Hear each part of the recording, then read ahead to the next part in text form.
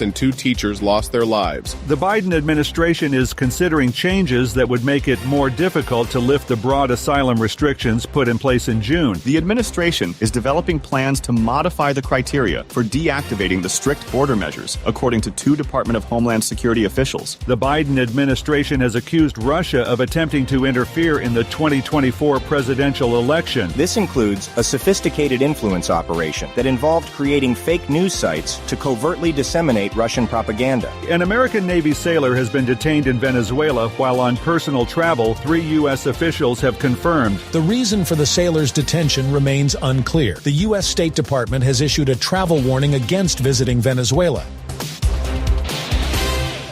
The opinions expressed on this program are those of the host or guest and should not be interpreted as statement of fact. Independent fact-checking and corrections are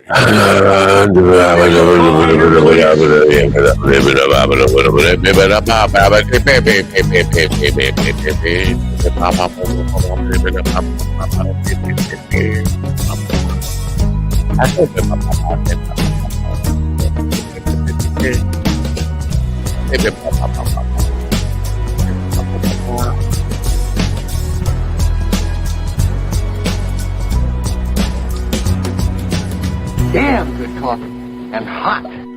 Yeah, hot coffee. Yeah. My dog is your mind's best friend.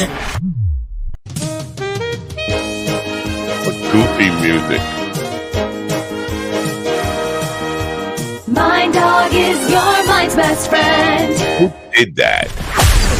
Wake up, America. You've got a dog that needs walking. That's right, sunshine. Just put on a big pot of strong coffee and get ready to type your little hate mail with your opinions about kumbaya and flat earth insanity. Stand-up comedy? You want stand-up comedy? Well, we've got sit-down comedy. It's time for Coffee with a Dog. Comedy. You make me laugh. Who are these people? That's what I want to know. Who are these people? Who sent you? I'm being harassed.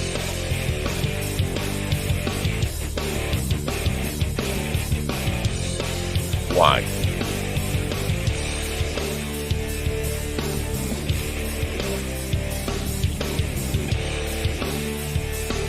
All right, man, shut the hell up. Good morning, you. Yes, I'm talking to you. Good morning to you. How are you? It's Friday, I think, right? It's one of those weeks where they throw a holiday in, and then nothing feels like the day it is. But I think it's Friday. It's Friday, September 6th, 2024. If you were with me Wednesday night, you will remember that for the rest of your life, and you'll be able to tell people everything that was in the news that day and what the weather was like everywhere on the planet. And I don't know, every bit of minutia that happens today, because you have one of those memories that remembers every second of everything, like you're some kind of computer with a hard drive of useless memory. But you weren't with me Wednesday night. Maybe Ian was with me Wednesday night. Anyway, I seem to be having issues, I say, not really. It's people friend request me on Facebook. I'm reluctant to say yes. So I look at who friends we have in common. Oh, lots of comedians. Look at this. And people I know or kind of know just through Facebook. So I reluctantly accept their friend request. Before you know it, I'm tagged in a weight loss video, and they want to put that on my profile. And then one after another. This is the thing. People are becoming affiliates for these weight loss company sponsorships, and then they just go on social media, apparently claiming they want to make friends, and then all they want to do is tag you in weight loss stuff. Like, listen, I'm a little chubby. I'm out of shape. I'm old. I got a little soft white underbelly going on. And that's okay, because in the home, they feed us Jell-O every night. I don't know if you're aware of that. So anyway, basically, I don't need to be tagged in weight loss videos. And then I have to angrily tell people, your mother's a skank. And I'm trying to, I don't know, change my ways, not be such your mother is a skank type of guy. If you're not following this Russia stuff, good for you, I guess. Russia. Tim Pool, Benny Johnson, Dave Rubin, and a lot of other people in the right-wing blogosphere. The blogosphere. Here's the deal. They say they were duped into taking $400,000 a month, $100,000 a week. They were duped into that. Somebody tricked me into taking God, how did I fall for that? And then it just so happens, it's just coincidental, that what they've been saying every week while collecting that $100,000 a week check happens to completely verbatim align with Kremlin talking points. How the fuck did Russia trick me into taking $100,000 a week and then saying exactly what they want me to say? It's just amazing.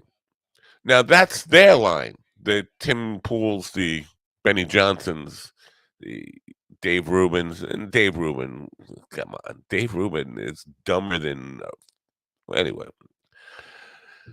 But the MAGA cult trying to defend that, or saying, just because you say it happened doesn't mean it happened. It's DOJ lying to us. Here's the thing, retards, and I use that word in all its retardedness. They admit it happened. When they say they got duped into taking the money, that is an admission that they got the money. We know they got the money. We know where it came from. They admit it. So you can't say, oh, the DOJ is making that up. They fucking admitted to it, you stupid fucking rocks. Bag of hammers, dopes. So basically, what we have is Russia in running the GOP, the Republican Party, and this is completely exposed now. Even though you've been saying it's a hoax since 2016, the fact is Russia is in charge of all the talking points, and they put out a complete list. I'm not going to read it for you. Maybe some point during this show, because we don't have a guest, maybe I'll go back to the list that has been uncovered of the talking points and issues that Russia would like the Republican Party to talk about, and then see how it matches up verbatim. No, they don't miss an I, they don't miss a T. Everything lines up exactly.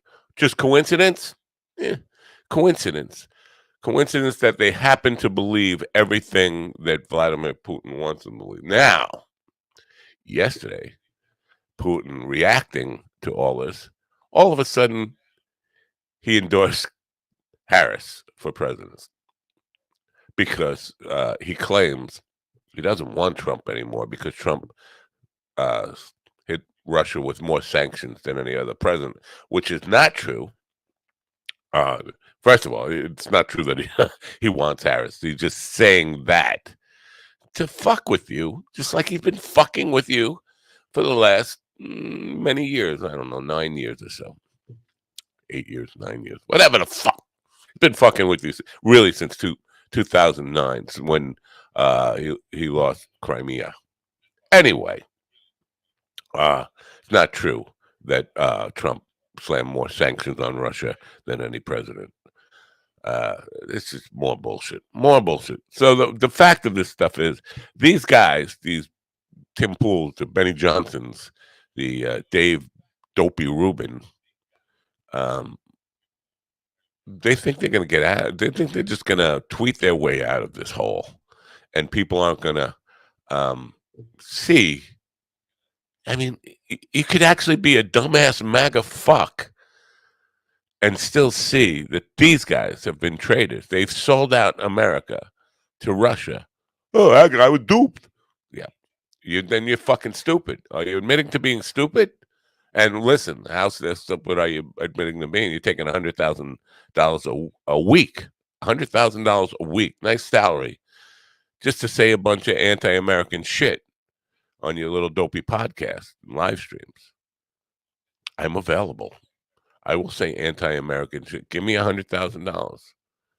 Give it to me.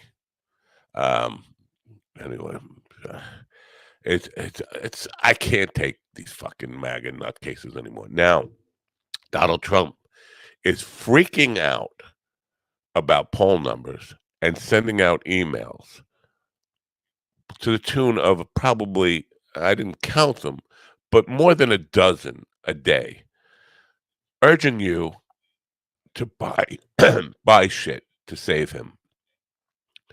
On one hand, around one hand, over one hand, under one hand. Something about a hand. I don't know. He wants to say, I don't need your vote. We got plenty of votes. But then begging for you not only to vote for him, but to buy stuff.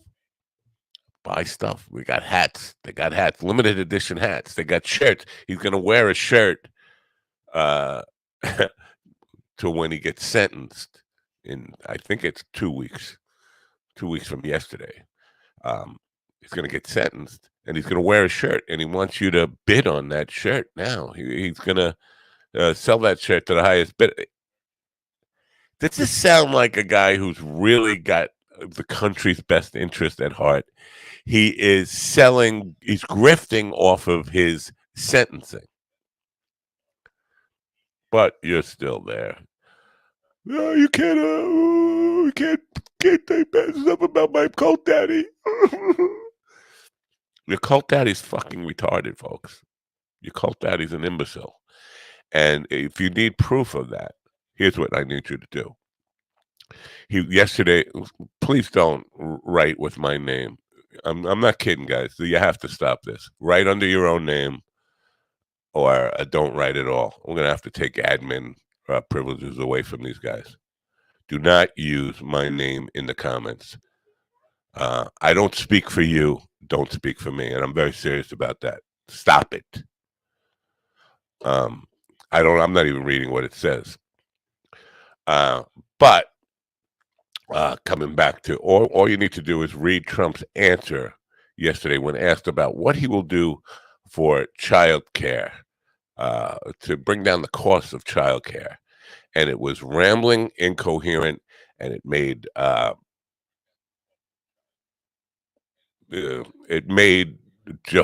Biden seem like the model for brain cognition. I don't know about any Trump parade, but it probably is going directly to prison. Speaking of stupid people, Mike Shavola, I am really just sick of this fucking nonsense and stupidity. Talk about cult members.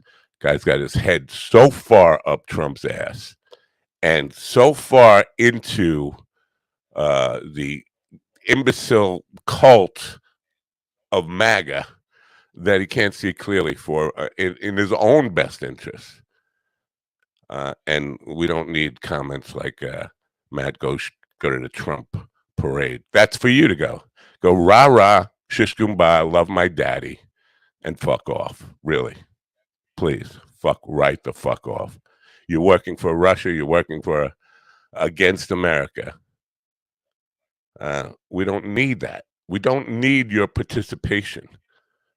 Get a fucking education before you get an opinion or need to offer an opinion. Because Sean Hannity and Laura Ingraham are not teachers. Listen, Mike, I'm speaking directly to you now. Your best friends have told me you're a fucking retard. Your best friends have told me you're a fucking retard. And I have gone out of my way to defend you to them. I don't need you coming here with your stupid bullshit and your stupid comments trying to prove them right. I hate to embarrass you like that, but if you want embarrassment, keep pushing for it. Because I'm telling you, and I swear on a stack of fucking Bibles, your best friend, not just one, several of your best friends continually talk about what a fucking idiot you are.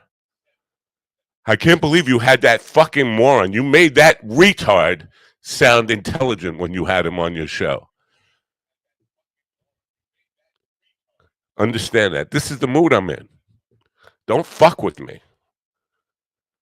I've gone out of my way to make you seem like a legitimate, intelligent person to your friends who have zero respect for you. And you come on here playing this fucking game. It's not a fucking game. We're off to a good start today. We have no guests today.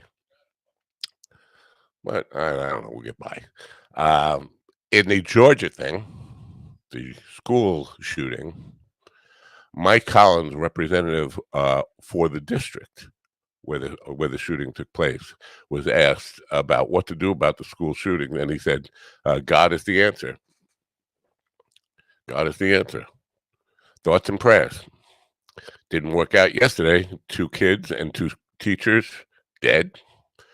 The father of the shooter has been arrested and charged with murder. I think that's a good first step.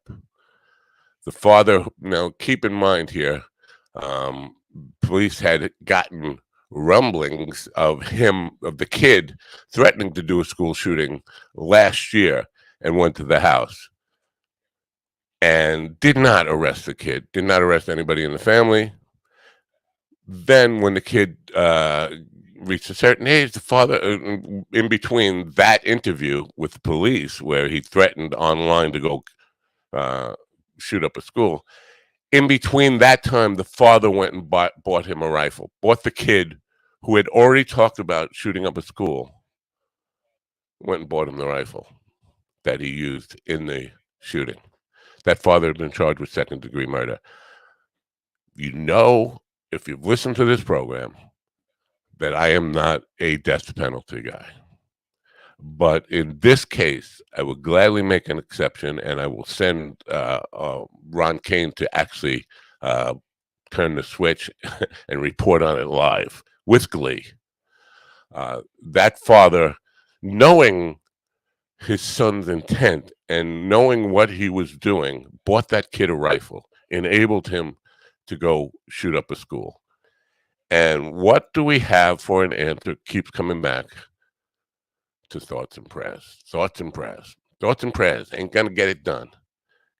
If God is the answer, well, then God wants those people dead. That's what you're saying. God wants those children and the 2 teachers dead.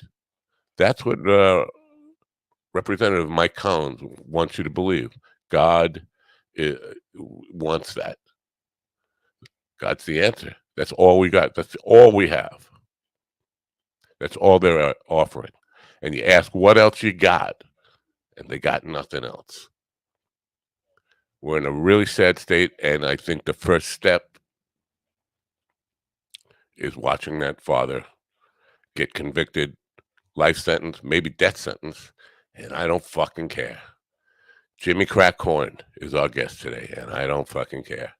Anyway, we're going to play a commercial, come back and see if my mood can improve, because I am in a really, if you can't tell already, I'm in a really kind of nasty mood today. A don't fuck with me mood. With humble East Coast beginnings in 2015, Daily High Club is the premier destination for glass water pipes, vaporizers, and consumption accessories. If you're looking to elevate your smoking game to the next level, you're in the right place. With over 1 million top-quality smoking products sold, and with a growing base of over 10,000 monthly subscribers worldwide, we deliver the ultimate smoking experience. But Daily High Club is not just a retailer, we're lovers of the smoking scene ourselves, working with giants like Tommy Chong, Snoop Dogg, Chanel West Coast, and more. Ready to join the Daily High Club? Let our experts curate your collection with our awesome El Primo monthly subscription box, or grab one of our fun and unique pieces from our smoke shop. Click the link in the description below this video to get this party started now. Yeah. Before we get started, I want to say, obviously, I am in a bad mood today, a grumpy mood. I'm not fucking kidding. Do not use the chat room with my name on it. I don't speak for you. And if you don't want to be part of the program, that's fine.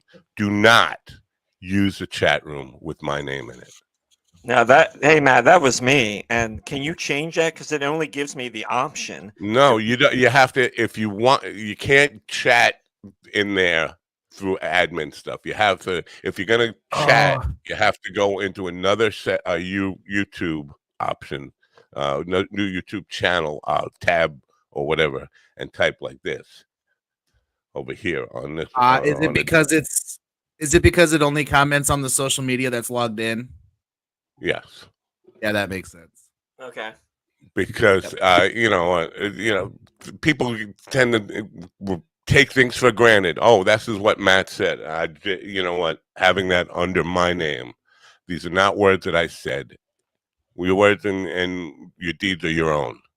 And if you want to say stuff, that's fine. But I don't want people thinking that's what I said.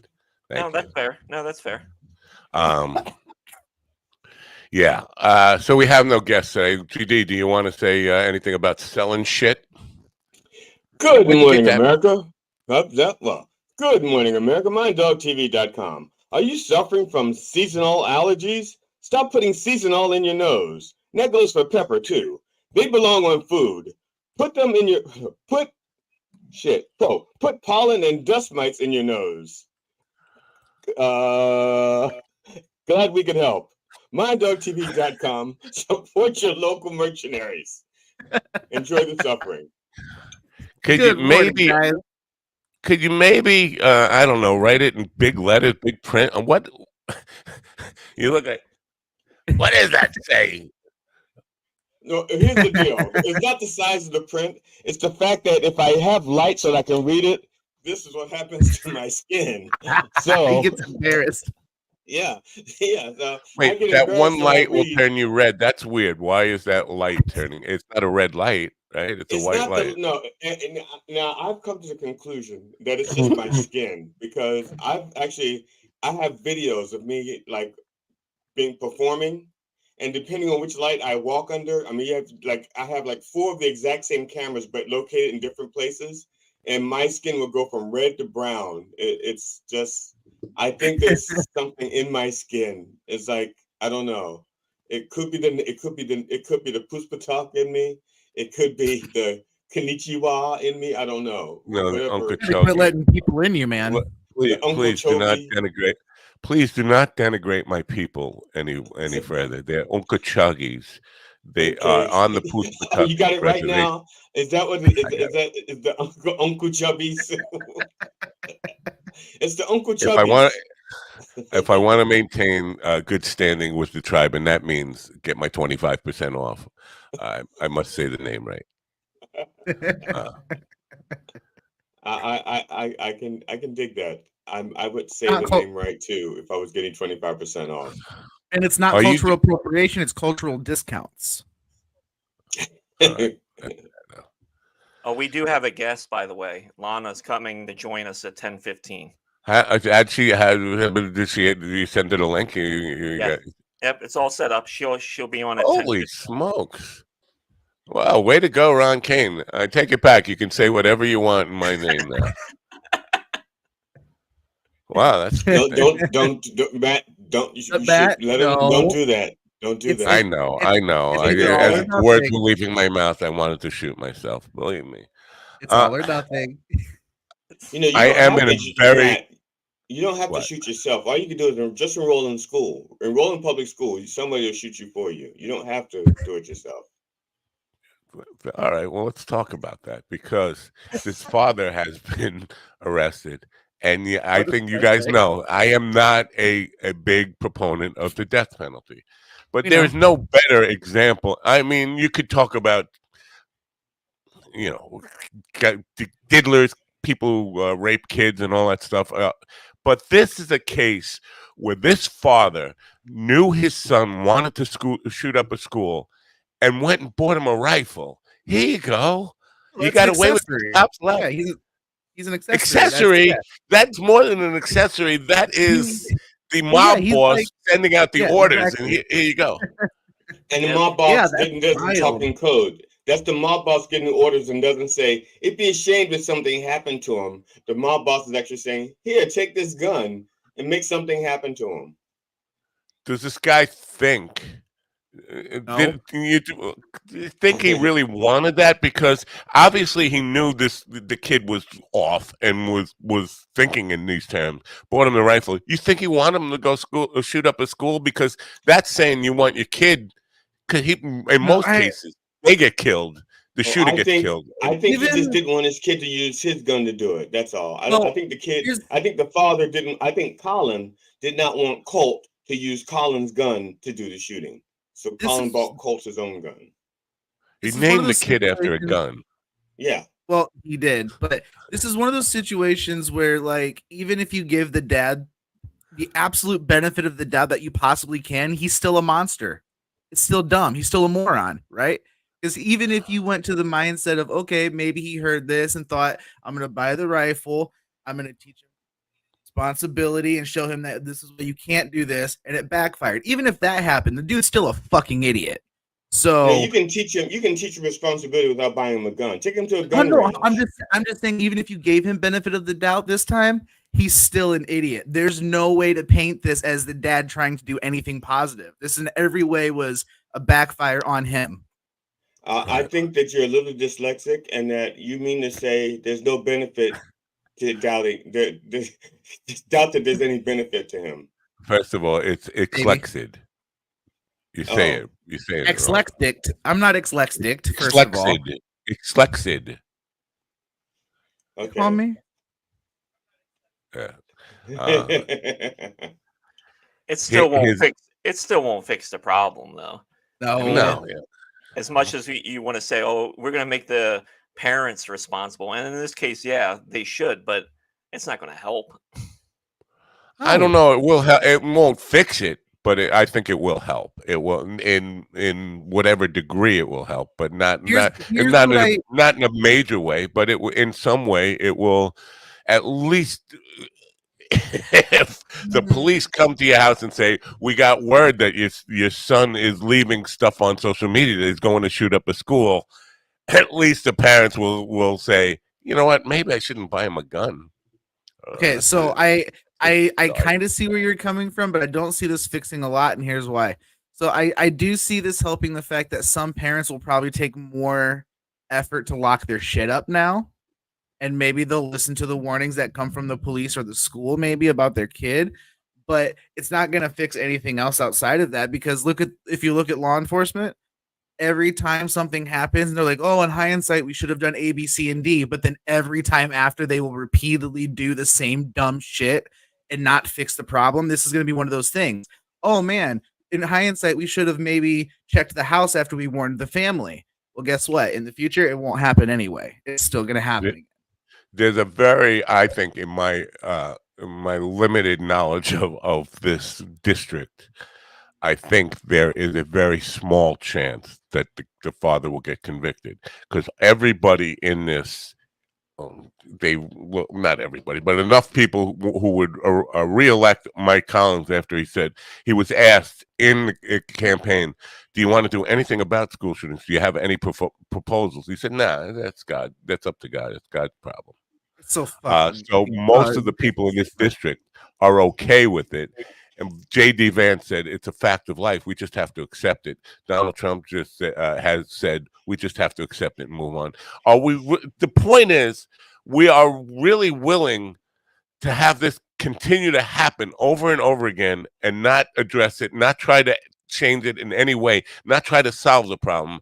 I think if you're going to be charged with second-degree murder in that district, those people are going to nullify. They're just going to say, no, they're just trying to take our gun. You had mentioned that that the sheriff said that it's up to God? not the sheriff, Mike Collins, who's the representative. He's the congressman from the district. One of Oh, okay. yeah, Is God up for re-election this year? When is God up for? yeah, Cause, yes.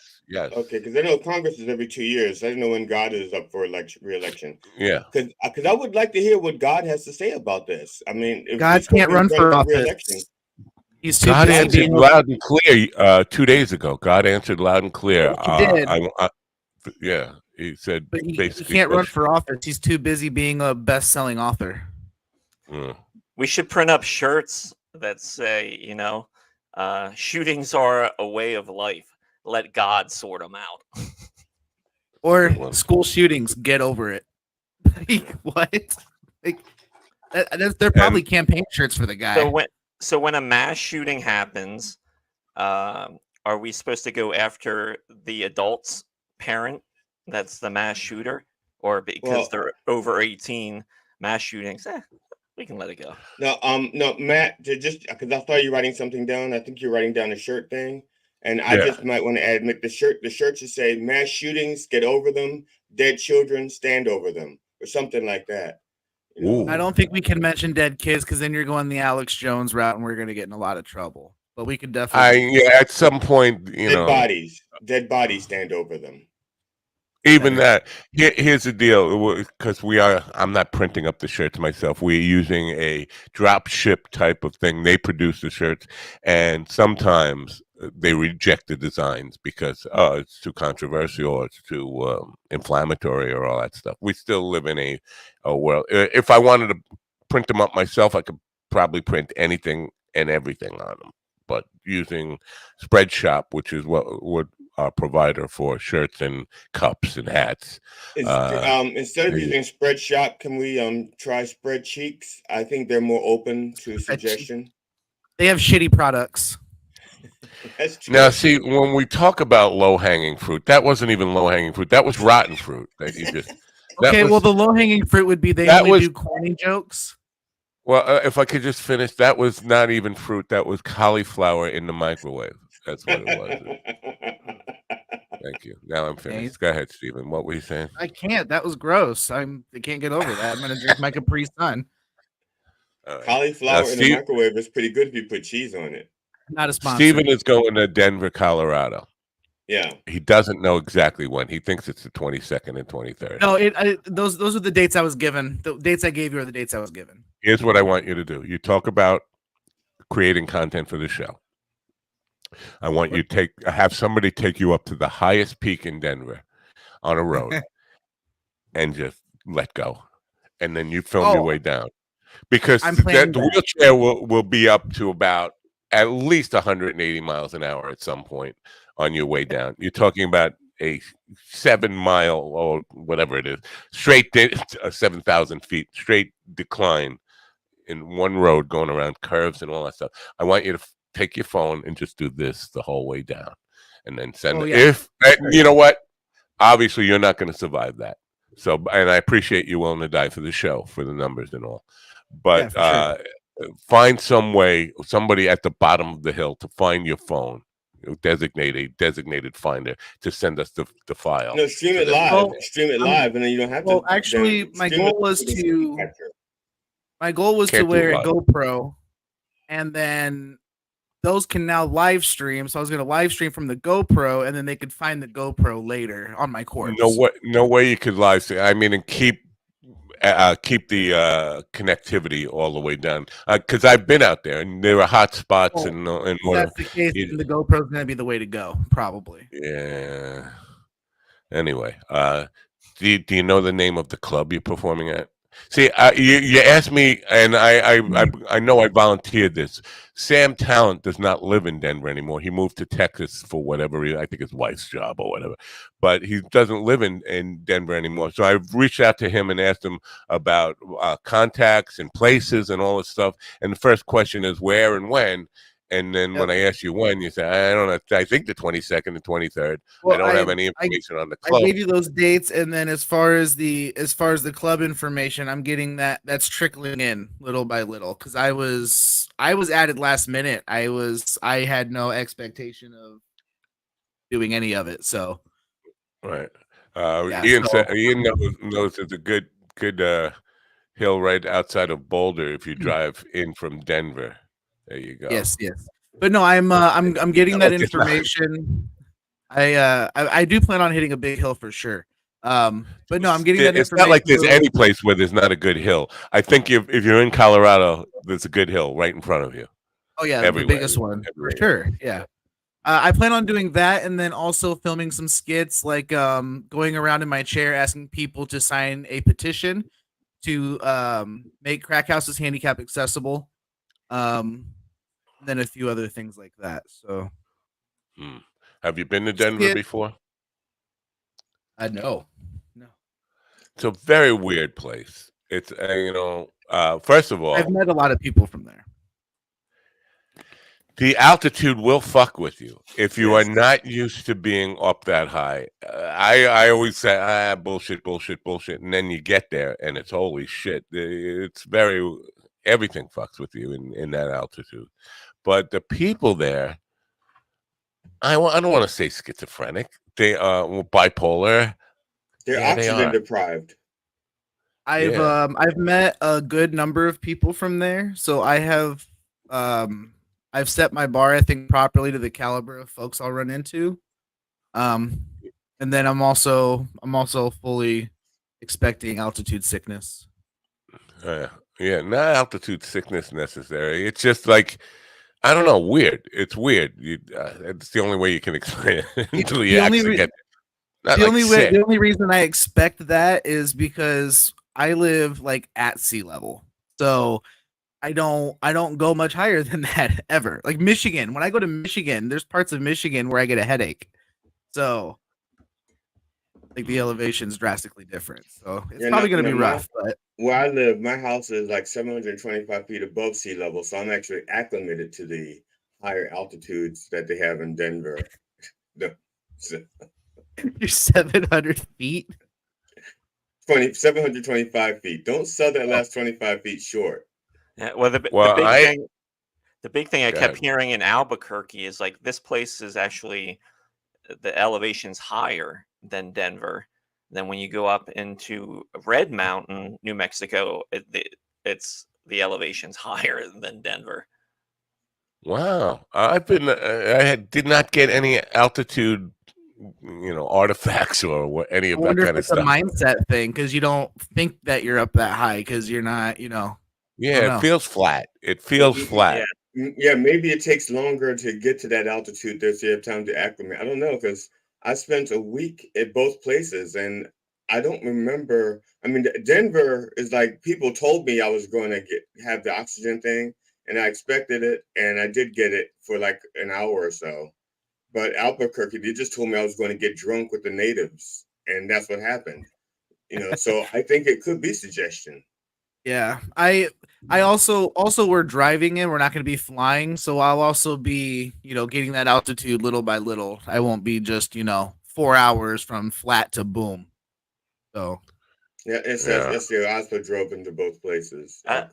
When we drove up into Red River, you could feel your ears pop and stuff when you were in the valleys and shit like that. It's like, oh, we are. That shit happens in Denver and in Colorado a lot. The ear popping.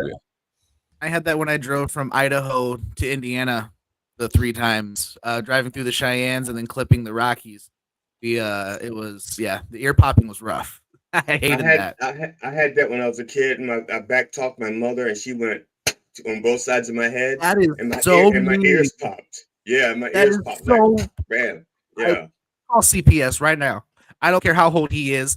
You call CPS right now. That's and me. my first wife did that to me too in a restaurant in front of my friends. Yeah. My ex-wife pushed me down in a restaurant once and then apologized to the restaurant for me falling.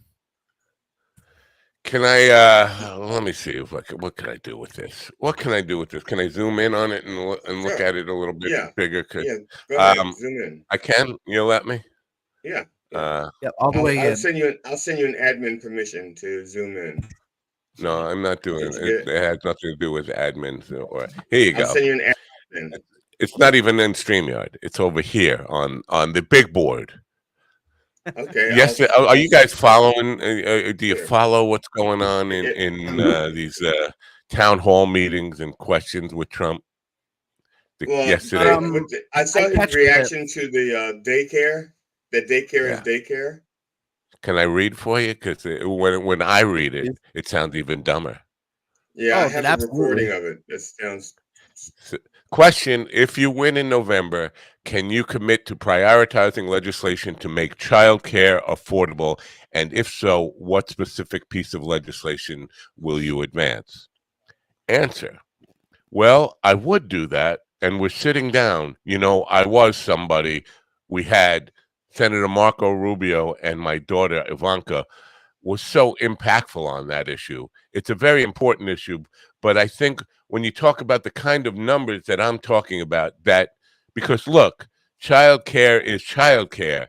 Couldn't, there's something you have you have to have it in this country. You have to have it. But when you talk about those numbers compared to the kind of numbers that I'm talking about by taxing foreign nations at levels they're not used to, but they'll get used to it. They'll get used to it very quickly, and not going to stop them from doing business with us.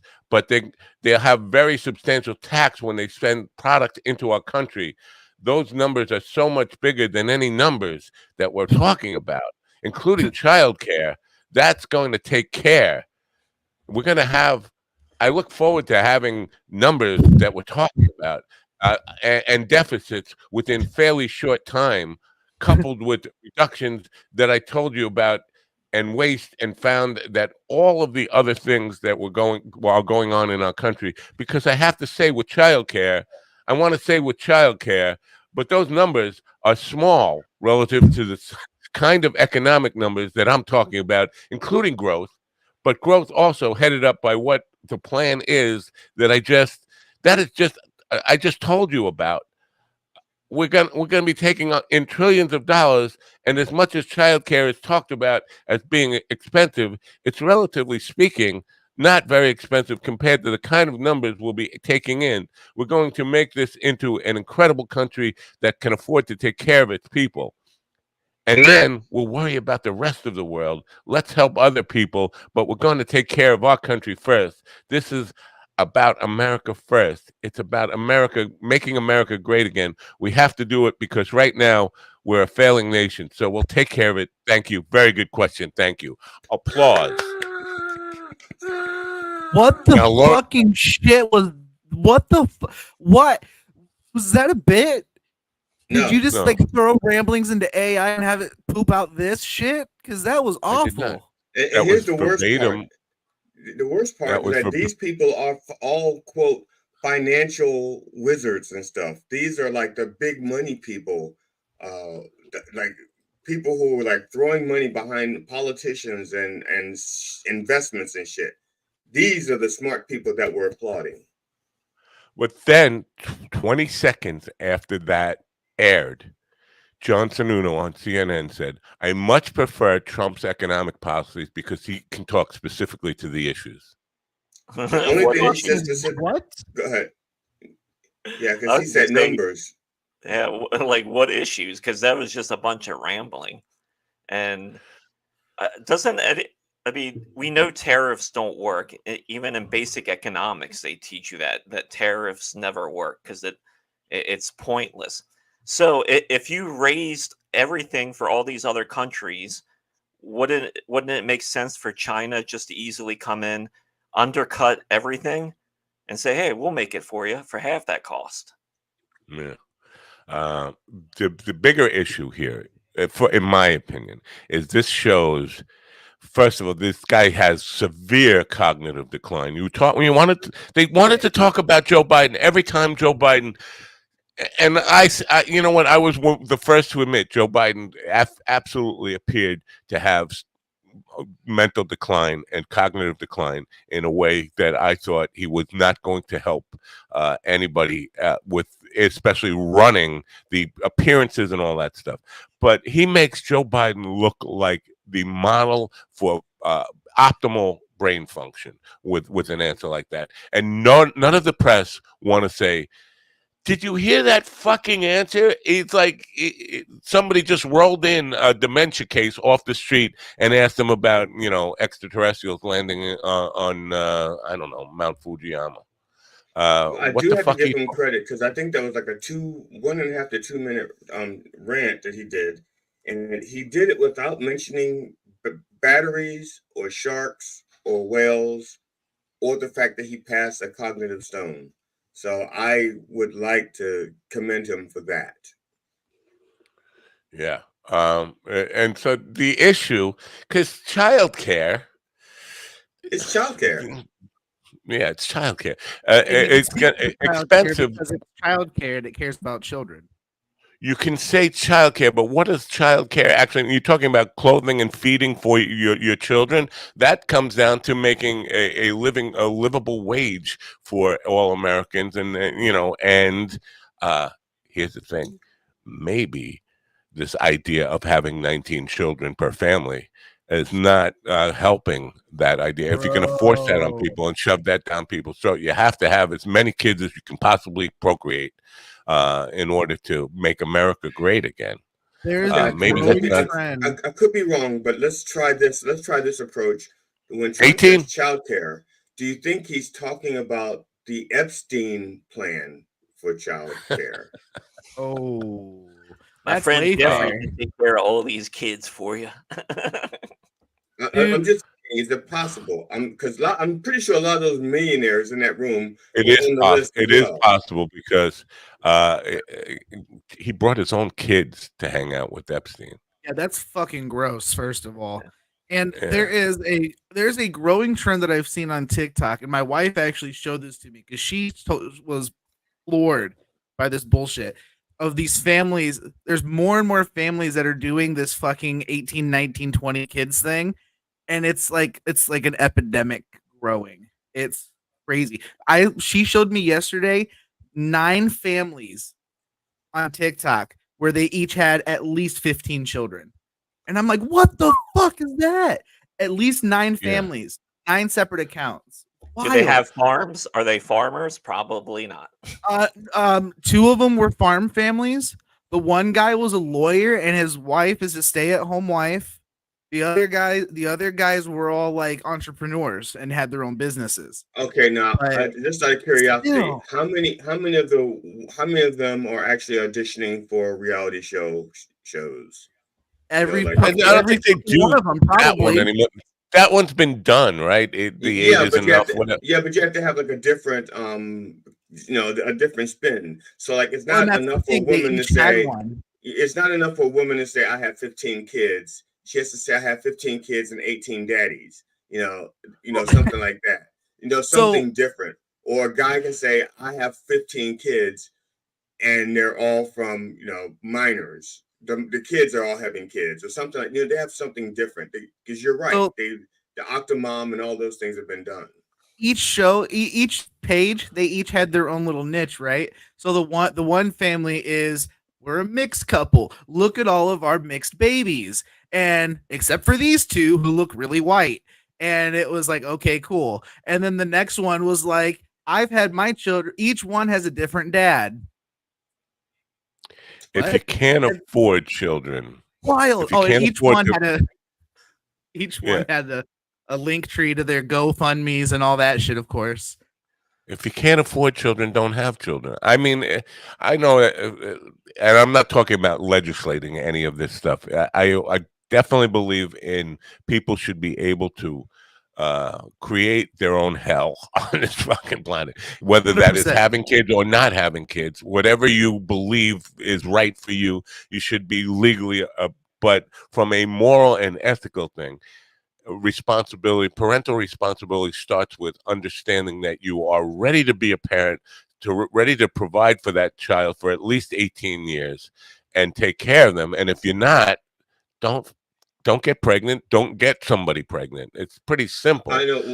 In my youth, I was not so concerned about affording children as the fact that I didn't know if children could afford to have me as a parent. So that was Yeah, slightly. but part of this is not. It's certainly they're not talking about legislation to deal with that end of procreation. They are on making sure that once you get pregnant, that you must carry that child to full term. They're working on legislation for that, but they're not working on it. But it's talking points, and it's this religious right that is shoving this idea down people's throats that we need to make more babies in order to sustain America. And and you can take, even if you believe in that, you're not going to sustain America by having more babies if those babies die of starvation before they reach adulthood. I mean, But then they and become fertilizer to feed other kids. So, Well, I will say that of those 9 families, I do think 5 of them were either Mormon or some sort of fairly extreme right situation. I think having enough There, experience in this. there's There's a Daniel. lots of religions that were. There's a Well, Daniel. That's what I'm saying. Yeah. There's a Daniel Tosh joke where he talks about being in a bar with the Octomom, and he's like, "Guys, you better be careful when you start talking to some of these women, and you run into somebody like the Octomom, and you're like, oh yeah, I really want to have a family." And then she says, see those 2 minivans running outside? All those kids are mine. I miss Daniel Tosh. I wish he had a television show. He has a podcast now. I know he does, but a podcast is not the same. He's sitting there talking one-on-one with the guy. Really not the I best. miss his stand-up. His stand-up was, in my view, just immaculate. It was really, really good, polished. He was good. He was good. I did enjoy him, and especially, I enjoyed about 75% of what he did. But there was some stuff I felt like, okay, now you're just being fucking stupid. He's got one of the most masterful black jokes I've ever heard from a white comic about slavery. It's fantastic. And the joke is he goes, as a white guy, talking about slavery, I'm gonna preface this by saying slavery was bad. It was wrong. But we see how athletic they are, how strong they are. The fact that we pulled off slavery is pretty neat. And I'm so, like the audience loved it. And I'm just like, that was so fucking. Even before I was doing comedy, I heard that. I was like, that's fucking brilliant. Like, and Jimmy the Greek is like, and I lost my job when I said it. Yeah, it's like, what the fuck? But it's such a good joke. And Daniel Tosh is just he's so masterful at what he does. It was something. Well, listen, those are ideas that I had in the back of my head when I first learned about slavery. It's like, how did they capture these people in the first place? Because I just in my mind, I see these skinny British guys going over and just trying to capture African who are obviously much more well conditioned than them because they were surviving in much more brutal circumstances. They had to be in better condition. Like, of course, the guns. They were already captured. The ones they were already captured. Most of them, they were basically sold by other blacks. That yeah. I mean, it's not like let's put it this way. It's not like the British and the French had to work real hard to get them, especially when you have like an accent. When the French, they're like combien le rond, like, so they make everything sound so nice. So they're like combien le rond. They go like, oh. And the movie Roots actually shows them chasing black dudes through the jungle and capturing them, and it puts that image that I had in my head. Like, wait a minute, this guy, you're talking about Dennis the Menace capturing O.J. Simpson? Come on, be serious here. So this reminds me of. Well, that's easy to do. If all Dennis the Menace had to do is say to OJ, "Hey, I got a white woman in this van over here," and OJ would just run right over. It's like trying to lure a kid into a van with candy. Only you're doing it with a white woman and OJ. See, now that wasn't low hanging fruit. That was mid hanging fruit. There you go. You keep your eyes off my fruit. Keep your eyes off my fruit. Okay. Hey, we got to watch where the jokes go when we start fruit and low mid hanging and trees. Oh, let's move along. Yes. Just back to you, Matt. Yeah, I know. the Russian thing, the Russian infiltration of.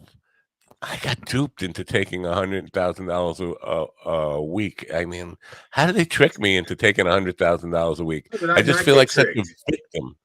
Hey, What? Matt, how did you not get tricked, Matt? Come on, I $100,000 a know. week for videos. You I'm bash just too anybody smart. for money. I'm just too smart to let somebody give me $100,000 a week. That's all. It just Because comes down you to bash us for free and you love us. I can't imagine what you would do for money. I know. Right. But so they want to claim that we were duped. We didn't know. I didn't even ask questions. $100,000 a week starts coming in. I'm not going to ask questions about it. But it just so happens that I'm going to say the exact same talking points that the Kremlin is putting out, and everybody else in line who is getting $100,000 a week are all saying the same thing. Just an amazing coincidence. And then you have the MAGA hat people saying, it didn't happen. The DOJ can't be trusted. They're saying this happened. They're all making it up. Well, okay, if you want to say the DOJ is making it up, why is Tim Pool and why is Benny Johnson and why is Dave Rubin saying they were tricked into doing it? Like none of it makes sense. If you can say that, yeah, I did it, but I was tricked into it, how can you still be saying the DOJ is making it up? It's Now, a really frustrating. And the other thing that they're getting $100,000 a week, $100,000 a week for just podcasting. Imagine how much money they're giving Trump, who wants to set up an entire policy behind Russian talking points. Right. A lot of it comes back to Peter Thiel too. Peter Thiel is involved in setting up this poly market thing, which is also broadcasting the same messaging.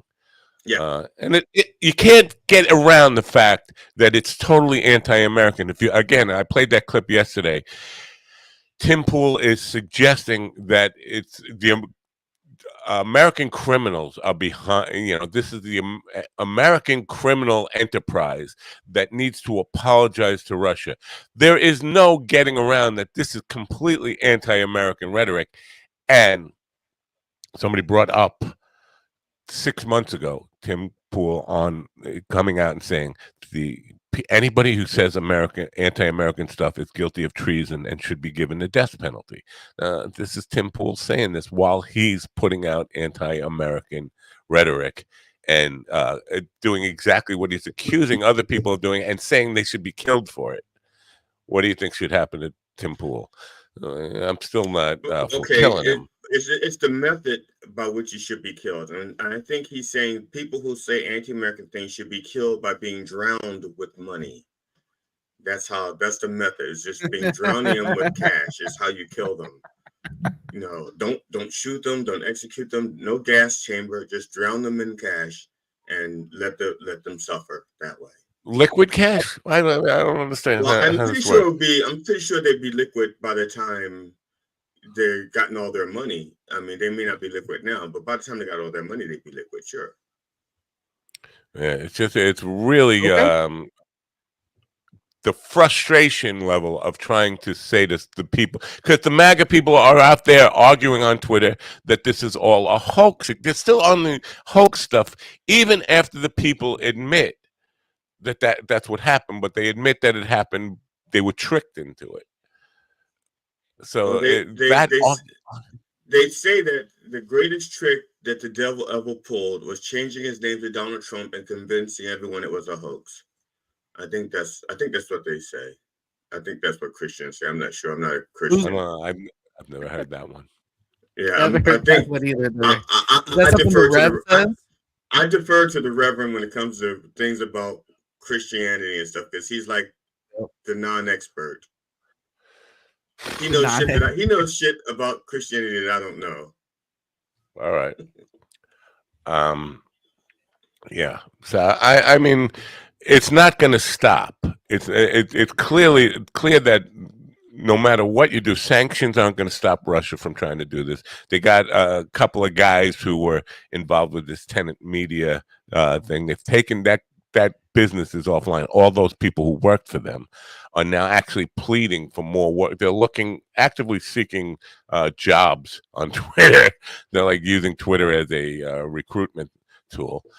But I'm anybody need a propagandist to go out there and help brainwash the public? But it's clear that even having this exposed, it's not going to stop. This is going to continue even after Election Day and all the stuff. We have. I know, this hurts if you're a dumb cult member and it hurts to hear that I've been working for the Russian. And what you got? Breaking news? What do you got? It looks like an American activist was shot dead, age 26, by the Israeli army during a protest. Okay. Was he shot in Israel the Israeli or here? army. What'd you say? Where was it in Israel or in America? No, this was in Israel. It was in Israel. It has to be. Oh, then we can't worry about him then. We can't worry about that. That's way too far. Well, I just don't see that creating any peace talks, now that American activists are being murdered.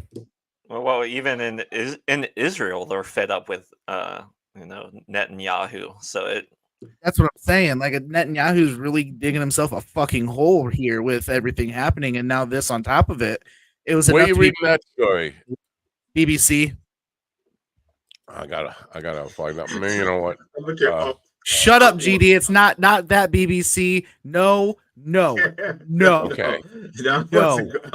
Actually, I wasn't going to go there, but now that's going to be my second point. No, I'm not. When my buddy and I were on our cruise, we were watching the news, and I think they had like 3 or 4 news stations. They only had like 10 channels on the ship that you could watch. And there were 3 news channels. I think one was BBC, MSNBC, and I think CNN. I don't think there was Fox on there. And so I was watching MSNBC. And so my friend says, can we watch something different? Because my wife watches MSNBC all the time. And it's like, I can't take it anymore because it's the same things over and over again. I said, okay, no problem. I said, we can watch BBC. So we switched to BBC. And the first 5 stories were like the most horrendous, awful things in human history that was going on like right now. I'm like, oh my God, fuck. And I was so, like, after 5 minutes of watching BBC, I said, please, can we go back to MSNBC? I can't take another disaster. I didn't know. I mean, and they weren't covering the same disaster like 6 different ways, like on MSNBC. It was like one disaster after another disaster. I'm like, oh fuck, man! I forgot that was an African country. They're still at war. Shit, in this, I couldn't take it.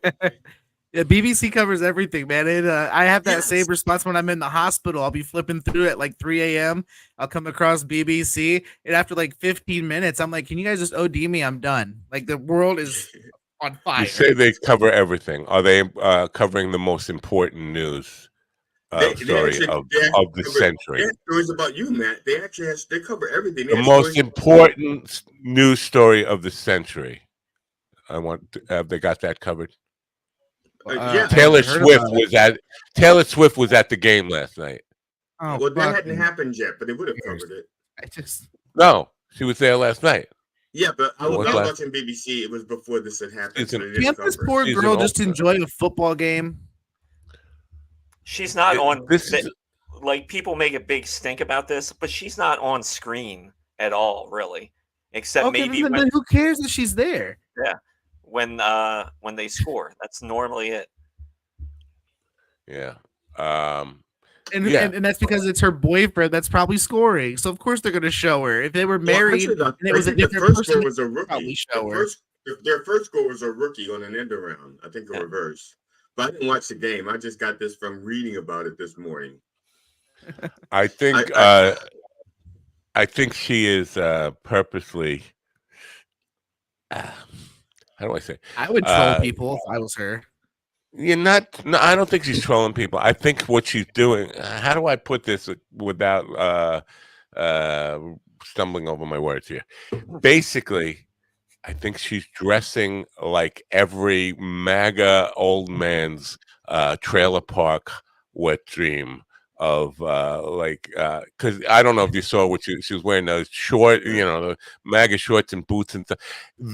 She's trying to. They're conflicted now. Oh yeah, I want to beat off to her. She's she's looking like a she's looking like a white hoe. I think Ron had it right on the money though, because like a football game is like 3 to 4 hours long, and I think Taylor Swift is like on the air total 35 seconds. So they'll like show like 4 seconds of Taylor Swift, and then that 4 more seconds. See, now I don't know how true that is, because where are people getting all this footage that they're putting on Twitter? Because they show her in the booth, they show her walking in, they show her greeting. I mean, I'm talking about the game. I'm talking about during the game. During the game itself, it's only like 35 seconds. The pregame stuff she sprinkled in there too. But I mean, they also show other celebrities who are walking into the games, not just her. Yeah, and Universal is a big fucking corporation. So if stars are there, they're going to capitalize on that. And they show B and C list celebrities even. So I mean, yeah, if there's a celebrity there, they're going to show them. And of course, Taylor Swift's the biggest fucking name in the world right now. Of course, they're going to cover her. Yeah, and Rob Riggle had a decent amount of screen time during that game yesterday. Like he was banging the drum and shit like that. Rob Riggle. Why aren't they showing, hot crotch pictures of Rob Riggle then? Yeah, dude. And Rob Riggle, he even gets screen time at NBA games. He gets screen time at NHL games. Yeah. But you don't hear a single fucking word about him being shown. A few years completely out of touch here. I have not seen Rob Riggle since The Daily Show. I'm thinking 2004, 2005. Oh, really? He's the host of a show called what's the show that that Stephen Curry has? Was it Hole in One, or it's a putt tournament? Oh yeah, Rob Riggle is the host on that. Holy moly, he's on that. Holy moly. He's also been in every major comedy movie that's come out and been successful for the last 20 years too. Yeah. Step Brothers, he was great in his little role. Step Brothers, he was in Superbad. I don't remember him in Step Brothers, and now that Step Brothers is a long time ago now. When I think about it, it wasn't. He plays the friend of. He plays the friend of the brother of the brother's brother in the office. Yeah, he keeps saying Kobayashi. Pow! That guy. Yeah. We're talking about celebrities being caught on film and stuff. A few years ago, I was getting out of a limousine with some friends of mine, going to the Kennedy Center, and we're getting out of this stretch limo. It's like a 20-foot big ass limo, and when my friend gets out, how much were you getting paid to drive that day? No, I wasn't. I was a passenger. And so my friend gets out, and they're like taking pictures. They're like, "Oh my god, is that?" And then my other friend gets out, like, "Oh my god, And then I get out, and they go like, "Who's that? Is he the water boy for the team?"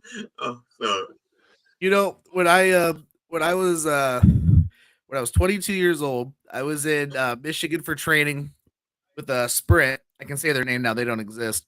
And we went to this bar after training. And we pull up in my wheelchair, and this limo pulls up, and all these girls pour out.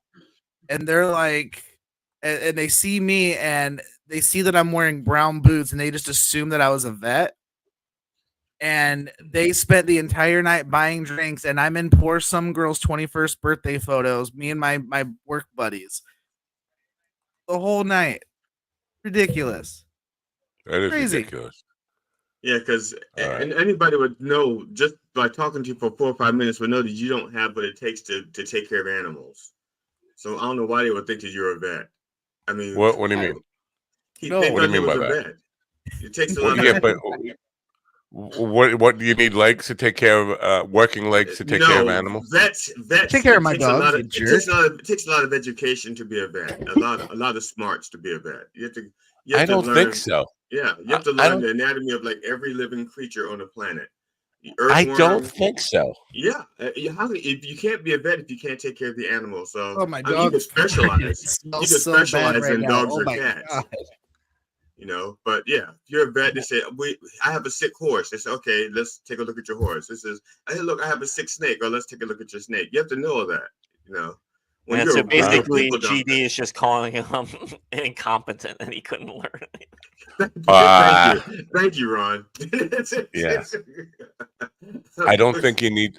I don't think to be a vet you need any kind of totally comprehensive understanding of all animals. I used to have pigs, and I remember bringing my pig to several vets who didn't know anything about pigs. Ended up bringing it to a guy who was a horse vet. He was a licensed horse vet, but he didn't know anything about pigs. And all his idea was, let me get the shotgun and shoot the pig in the head.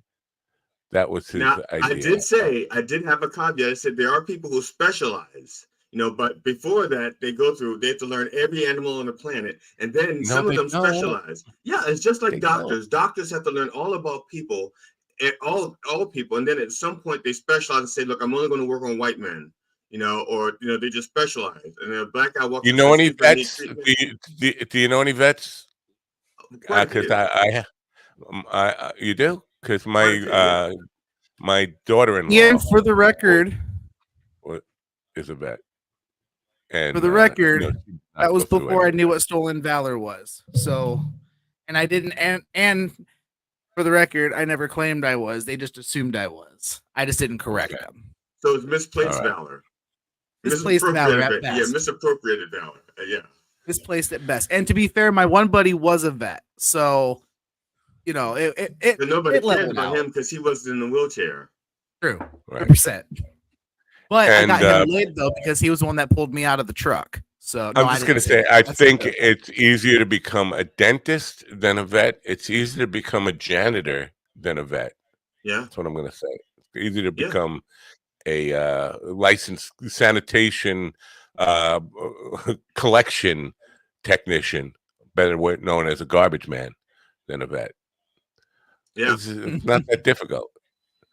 Anyway, it is easy to be those things in a vet, but a vet, that's like I said, that's the creme de la creme of medicine. They are like the best medicine people on the face of the earth, hands down. It sounds like you just got all this information from a Seinfeld episode where Kramer was going to a vet because he had a cough, because he had the same cough as his dog. It does so much. It's not exactly. Is that a real episode? Because I don't watch Seinfeld, so I wouldn't know. Yeah, Kramer had a dog that had a cough, okay.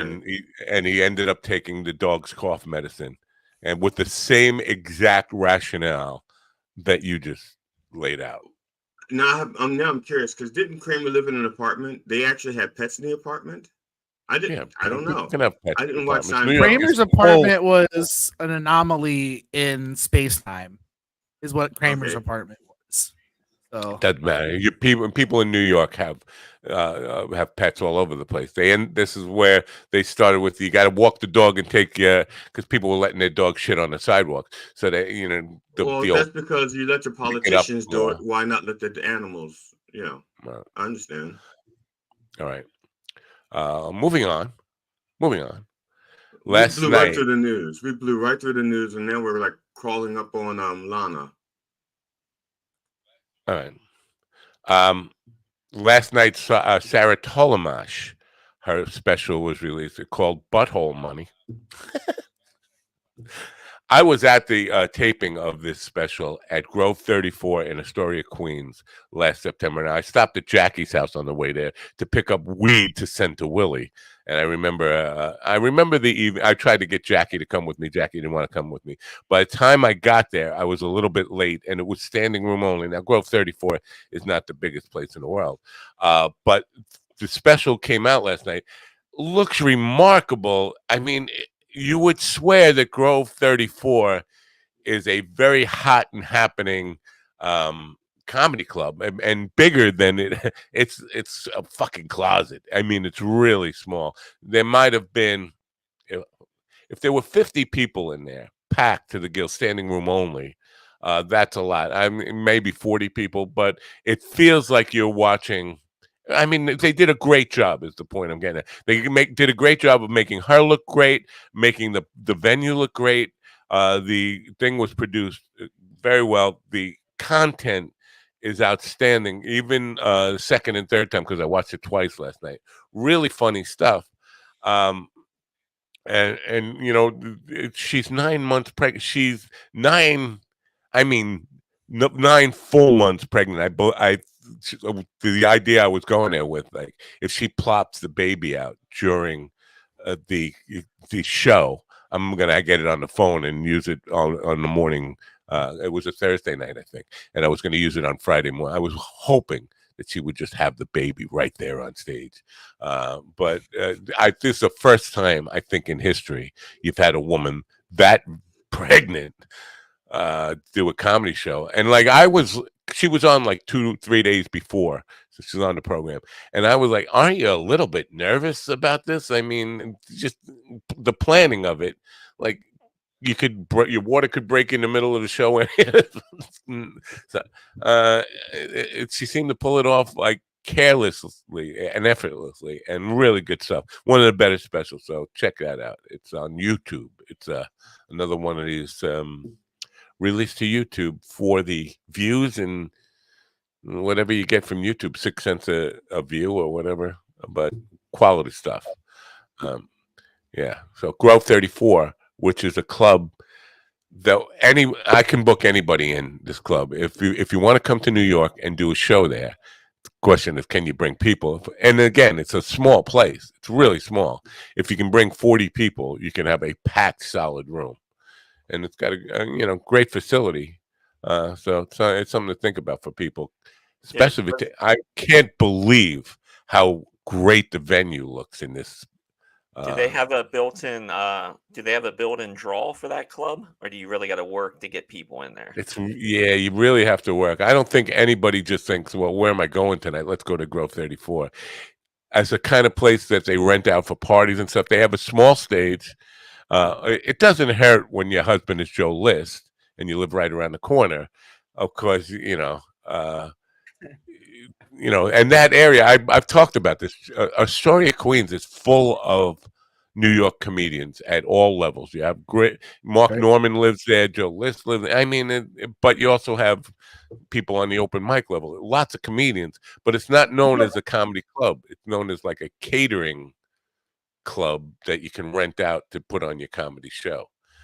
So, but it was impressive how great the venue looks. And if somebody is looking to do something like that, I'm more inspired that you can put together a really quality broadcast looking special from this club on the cheap. I'm sure it wasn't, it's not like it's as expensive as doing it in some of these bigger clubs.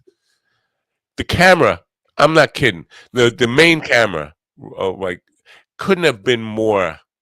I want to be really accurate. It couldn't have been more than 10 feet from the stage. That's how small it is. Like, you got the stage here and 10 feet back in the back wall. Yeah.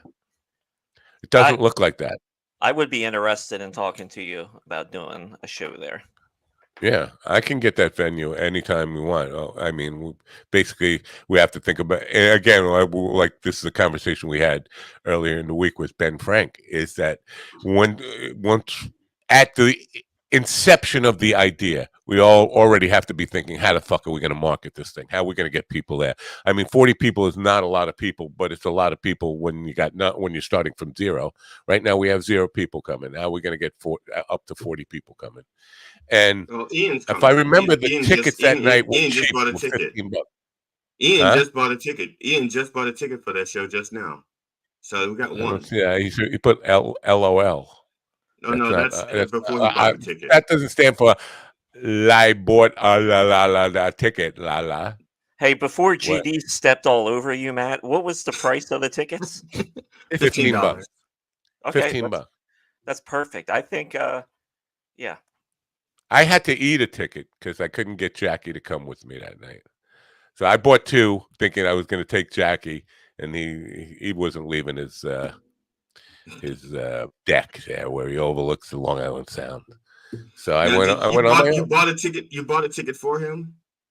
Yeah. Well, I bought an extra ticket, not knowing who I was going to take. But then the idea thought in my head, because Willie asked Jackie for some weed, And I said, well, instead of you sending it directly to Willie, I'll come and get it on my way to the show. And I'm thinking, in the back of my mind, I'm thinking I'm kidnapping Jackie and taking him with me to the show, because I thought that would, first of all, boost his ego, because people would know him there and then make a fuss over him.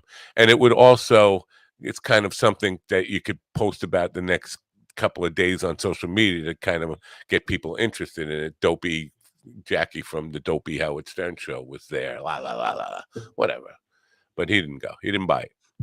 So I end up going. I do this a lot. I end up going to comedy shows by myself. I buy 2 tickets. In the case of Billy Wayne Davis, I bought 12 tickets, and ended up. I did kidnap one person, Mikey, to go with me to that one. But you know, I often go to comedy shows by myself too, and that's because I'm headlining and no one's in the audience. So, well, that's the thing. Willie wanted to. He wanted me to produce the show at Grove 34. I have a list of comedians I want to bring with me from South Dakota. I was like, no, dude, I'm not producing your headlining show. Nobody is buying a ticket for the one we'll see in Astoria, Queens, and making you the headliner. This is how fucking delusional this kid is. Like, called me up thinking he's the headliner, and now I'm working for him as his producer. And he's going to give me a list of people he wants me to pay for to come from South Dakota to open for him and host for him. It's like, where does this fucking enter your mind that you are a draw in any way for me to actually invest in and kind of put in all this work for you? Like, how do you get that kind of ego? Where does it come from?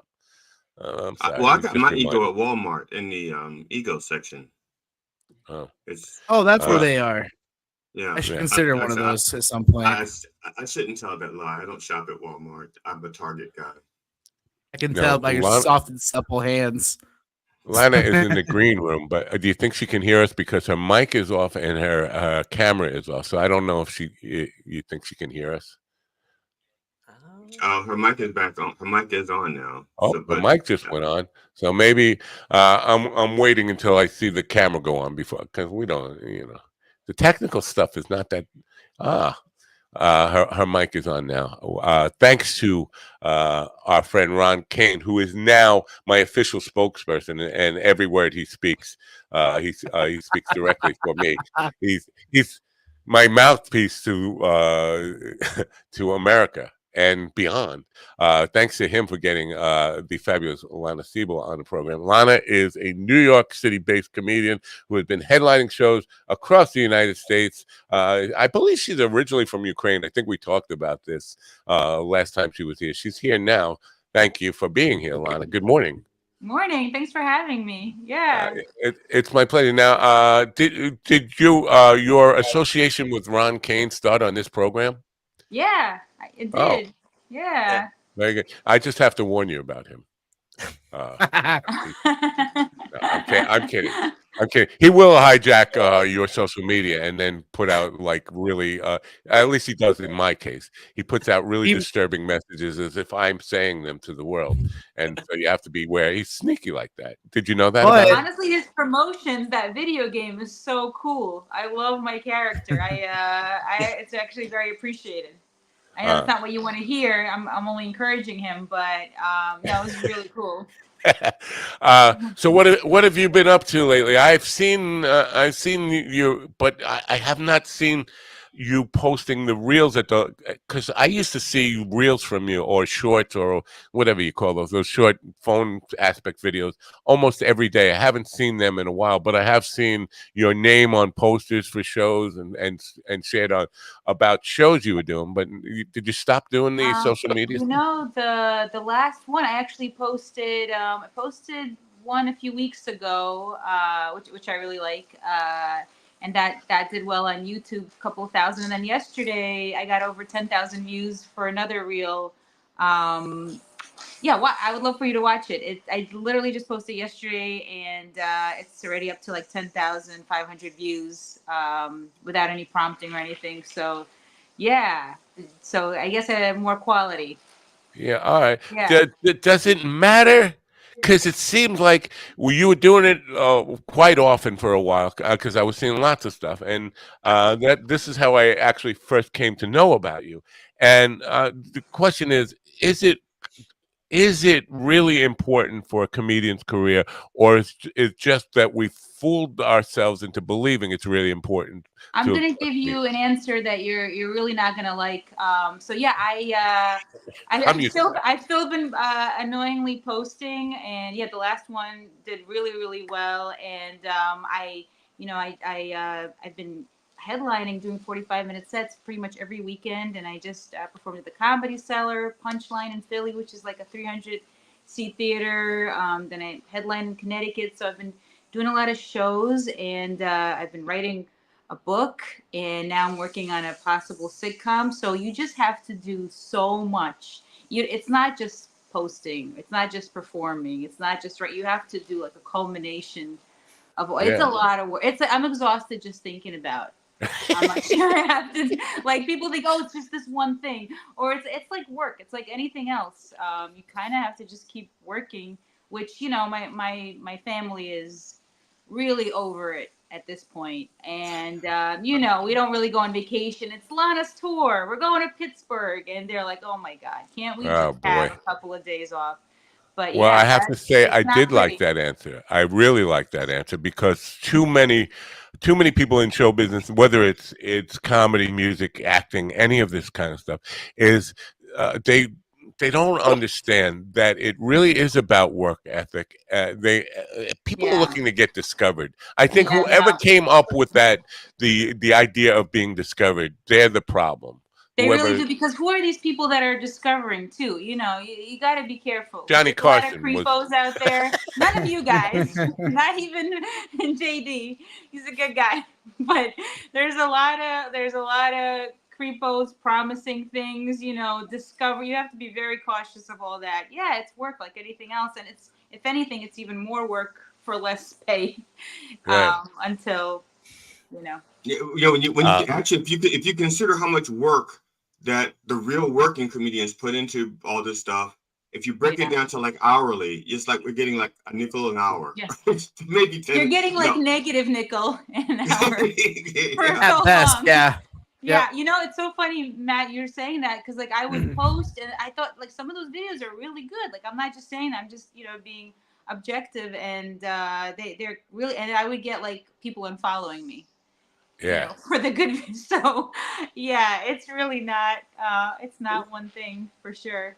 Well, you never know what's going to trigger somebody, and because I put out a reel. I've been doing like profiles of comedians and musicians, and I put out a reel about Joan Rivers and her contribution to paving the way for female comics and making female comedy putting it on the map essentially.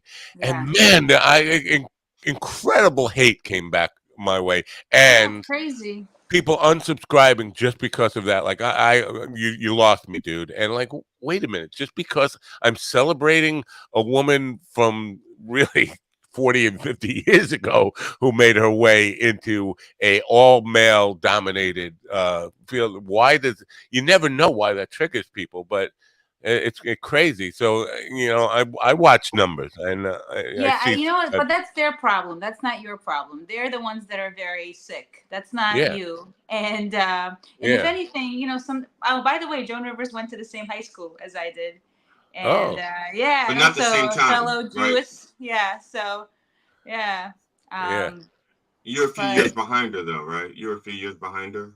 I'm trying. I'm really trying. There's a sensibility definitely that I relate to, being from Brooklyn, being Jewish, being an immigrant. So yeah, there's not that you. Yeah, but I'll just, and please, she played up her unattractiveness, and things were different in those. And I don't think she was all as I don't unattractive. think she was unattractive at all. Yeah. Yeah, she played it up though, like she was a dog, a mutt, or whatever word she used originally. I mean, I think she grew out of that, and as she started to become more of like a red carpet person and all that stuff, she left all that stuff behind.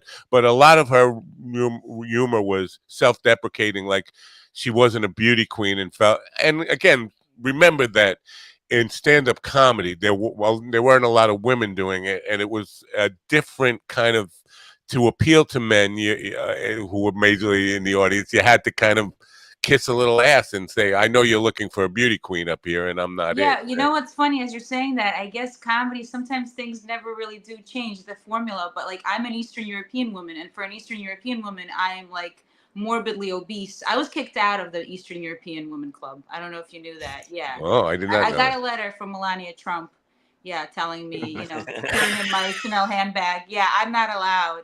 That's how. So I definitely felt that not belonging, not being attractive enough.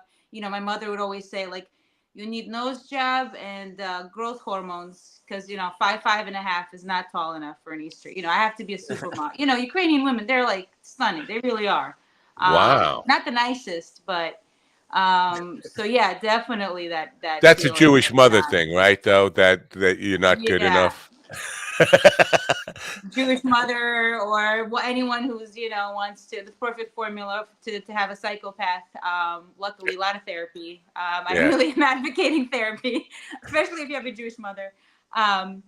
But yeah, no, it's crazy how so much, especially on social media, and that I'm starting to really take it for what it is. So sometimes when I get like just insane hate comments, I definitely answer back. Unless they're like, they seem really crazy, like they're not funny, they're just like thinking they're repeating your joke and they're being funny. That's not entertaining. Right. If someone really hateful, I just like answer back, and then that gets more views, or they try to block me. Either way, it's a fun, social media is, that's what it is. You're not going to get the greatest people on it. It's so weird because I I'm very much a free speech advocate, but I think free speech does not mean that it's not a free microphone or a free amplifier or the idea that people desperately want to opine on things that they have no business opining on.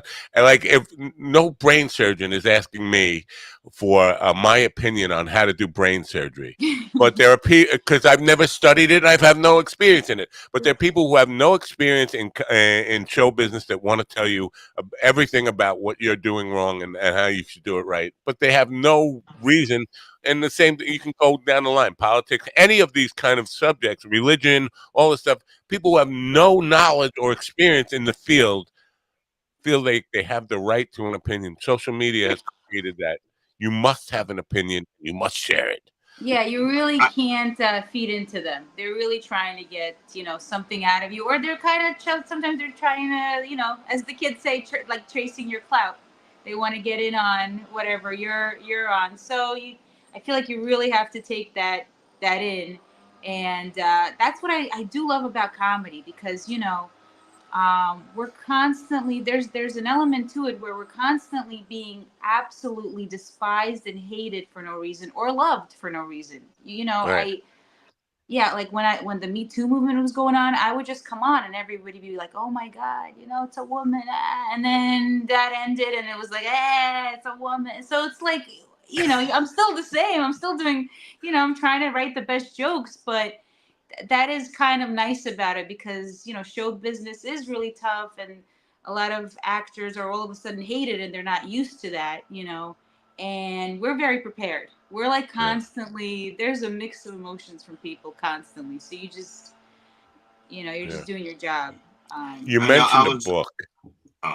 Can you tell me what GD? You got a question? Because I want to ask about what the book is. No, but go ahead. No, it wasn't a question. I was going to share an experience. But go ahead. No, my experiences don't matter because I'm just a black guy on the show. So you go ahead, man. I love the race card. We gotta use Go. Let's let JD talk. He plays that card. He's got a deck of 52 black cards. I do the Ukrainian. I'm an immigrant. I have 3/5 of a deck. I have 3/5 of a deck. I don't have a full. I'm crippled. I'm sorry, Stephen. You tell my story. You tell me. No, go ahead, GD. We'll wait on the book 1 second. Share your little black story about being a poor black kid growing up in a white neighborhood, getting beat up all the time. Go ahead. Oh, I'm not gonna tell that story now. I'm telling a different one. No, right. I just finished a set or just finished the show rather, and a lot of my material is based on my life, me growing up in Baltimore and so forth. And when I got off the stage, this woman, a woman of whiteness, approached me and said to me, she approached me and said, I don't think you represent the true Black experience. I would agree with that. I've met GD.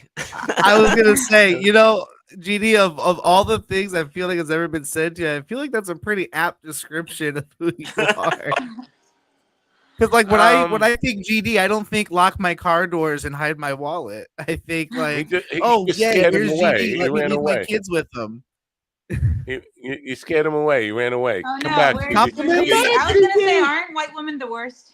I have a whole bit about looking like this, but I relate to JD's experience probably more than being an immigrant growing up in Brooklyn, and it's so funny. Comics, are always it doesn't matter the race, but the ones that grow up in the suburbs, and then they start talking, calling me names, and I'm like, I'm more Black than you. I'm sorry, but I grew up in freaking I was a latchkey kid. I stayed at refugee camps. Like, shut the fuck up. So, that's crazy that she just came up to you like that and discounted your experience like that. The question is define what the Black experience is supposed to be, please. I'm curious. Yeah, What I is wanted to hear her definition of the Black. I really want to hear it. No, I had a similar experience. I did a set and I came off, and this lady walks up to me and she goes, I think that was incredible, but I think a lot of that was really offensive, and I think my daughter, who's in a wheelchair, really wouldn't have liked that. And I was like, oh, where's your daughter? Well, she's at home. I was like, oh, so you couldn't bring her to the show? Because I think she would have liked it. And she goes, well, I don't think you need to be worried about what. I don't think you need to be offended for people then, like it was just one of those things. And I was just like, all right, well, thanks. Have a good night. Being told that my crippled jokes are too offensive. Let's get her on the phone. Let's call your daughter right now. I'll tell her the joke and see if she thinks it's offensive. Let me have this conversation with her. You know what? Yeah. How do you define somebody? And there is so much bigotry just in that. The declaration of I don't think you represent the Black experience. Well, explain to me what you're in your mind. What is the perception of the Black experience that you have created in your mind? Because it's so racist. Yeah, it is. I mean, I think they probably meant that no cornrows and chicken and watermelon. I think they meant nobody took my job. I'm not sure. I'm not exactly sure what they meant by it. And I also agree. White women are awful. I have a brown one myself. So. I think there are people taking your job every 3 minutes at comedy clubs someplace in America. That's what I would say. So let's talk about the book, because we don't have to make this a referendum on race issues. The book, are you writing a memoir? Are you writing a novel? What are you writing? Yeah, it's gonna be a lot of my stories of coming over from Ukraine, doing the refugee camps, but in a very funny way.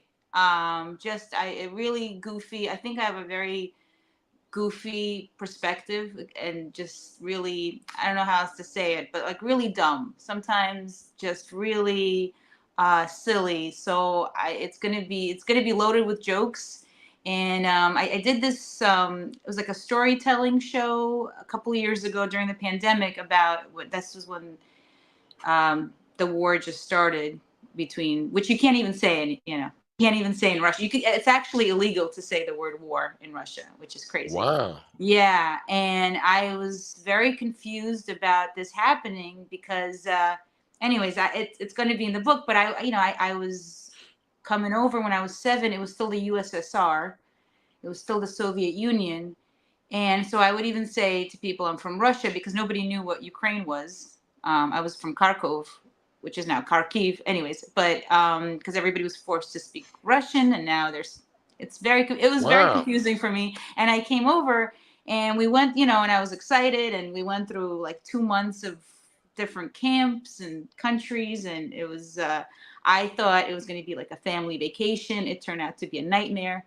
And then we came over and it was even worse. Like I became a latchkey kid, just going to school, but like I had not understanding anything. And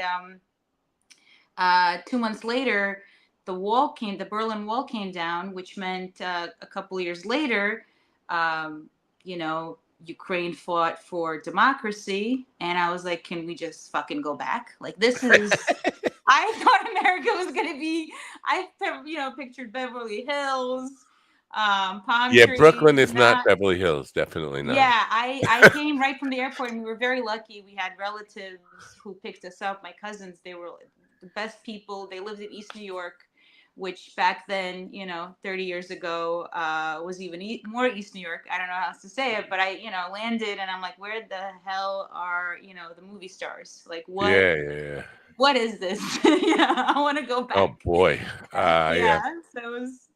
And Listen, only now am I processing all that. I'm like, sometimes I was like, why am I feeling paralysis and numb and not feeling anything? And because, it was a lot of childhood stuff.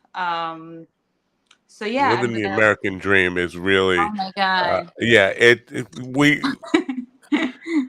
Every time anybody immigrates to this country, they end up in the worst place to experience this country, whether it's Brooklyn or El Paso. Well, it's Fort Wayne, Indiana. Yeah. I don't know. No, that's not like a big immigrant destination. Is Fort Wayne, Indiana? This whole city is Puerto Rican and Puerto Ricans Venezuelan. are American. If I can just say, Puerto Ricans are American. They're not immigrants. Kind of. I mean, yeah, sure. Lana, when you were in Ukraine, did you have like a comfort food as a child? And when you moved here, you were still a child. Were you still able to have that comfort food? I'm so happy you're asking, because that's so important for me. Like that's a big thing for me, because that's a really great question, because so write that down, when we were back in Ukraine, there was still a lot of laws against like putting chemicals, so everything was really seasonal and fresh and like tasted so delicious. And then when we came here, we had to buy very cheap products, but also it was like not only were they taste terrible, but it was also like I was putting on a ton of weight and I was eating a lot less. But I now I sound very Jewish. I'm just complaining so much. But there was one thing. That I was very excited about. Back then they didn't have bananas in Ukraine. So my parents and we were like fantasizing about eating a banana. So that was kind of wild. But this gets even crazier, because we didn't open it the right way. You open it and we would bite down the other way with our teeth. And the first time my husband saw me, the way what? Chimpanzees do it that way. They bite it from the bottom. Chimpanzees actually do it the right way. The first time I was like, I think we're doing it wrong, was we went to Six Flags Great Adventure, and I saw chimpanzees go like that. And I'm like, that seems a lot like all these animals with any, opposable thumb. I was like, oh my God. And then my husband, a couple years later, we were dating. He saw my family eat bananas like that, and he was like, I should have ran then. That was like such a red flag. And he had to show us, he had to show the American. He's Italian American. He had to show us how to eat it. Anyways, I did not know that was a thing. This is going to traumatize me now. Big banana fan. Wow. That's what I tend to do. My comedy tends to traumatize. Yeah. And then you feel better about yourself and your intellect. But your husband was decent though, because since y'all didn't know any better, he could have taught you so many other more awful ways to eat a banana. That's true. Yeah. That's so funny. I really think also my parents did amazingly well. They worked so hard. I'm a really hard worker, but there's a part of us that's very dense. And I'm constantly figuring out, is it immigrants or are we just that dumb? Which one is it? Or do we not know how to do it? Or is it because we're just something's missing there? Anyways, yeah, which is it's good for comedy, but makes things difficult. Makes, the banana eating could have been so much easier. We were So what was your comfort food? And, the thing that you, and can you find it now? And can you find in Ukraine, it was I loved these you can pilmeni, which is it's every culture has it. It's like a ravioli with meat inside, or a dumpling. Okay. So and I just actually ate some. I had a craving for it, and you put the authentic way is you put a ton of stuff. You put You boil it, you put vinegar, you put pepper, which is weird, and then you put sour cream on top of that, and sometimes butter. So what's the meat then? So what's the meat? Because different places have like different meats that they. I sometimes, sometimes they use like the quality like beefs and stuff, and that's good, but I don't like that. I like the authentic like cheap pork. I think they put in. That's the kind I like the best. Yeah, because it's like authentic. Have you tried it with Spam then? If you like cheap pork. Yeah, no, that's not. I like Chef Boyardee out of the can. Like it with noodles, yeah. I like weird really weird, because a lot of Eastern European stuff is very like you start off the day eating herring and potatoes and onions. So I like weird combos. Oh, yeah. So I'm curious now. I hate to make this too serious of a conversation, but in writing this book, because you came over at 7 years old, and 7 years old, I had a guy on Wednesday night who was a memory. He remembers every day of his life from the time he was 6 years old, and can tell you in great detail about it. You can pick a date, and he can tell you where he was, what he was doing, what the weather was like, what was in the news that day.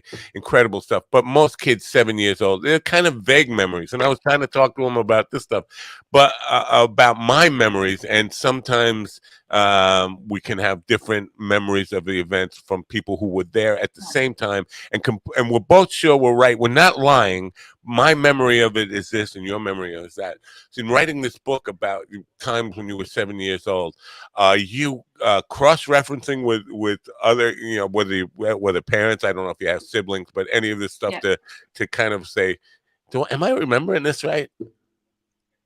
Yeah, I definitely, there's that. It's more also like of a feeling, and there's different. I have different flashbacks of things that did feel very significant, like getting into Austria and staying, and I would ask my parents, but also, and I probably have to ask my brother, but my parents are very, especially my big imagination, so I can't really trust there. So I think I had this feeling since I was little, like I have to remember this stuff because I can't count on these people. That's what kind of the story of my life too.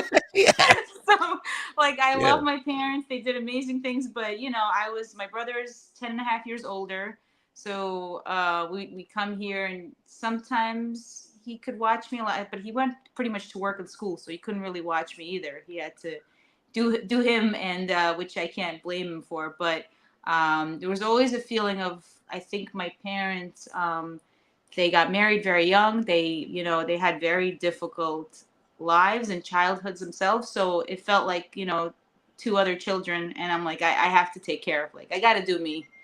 So yeah, there's that. So I kind of remember, there's things that I really remember, but memory is very subjective. They do say like, you can't count on your memory. So When I was a kid, my mother had this way of raising us, let's say violent, and we were.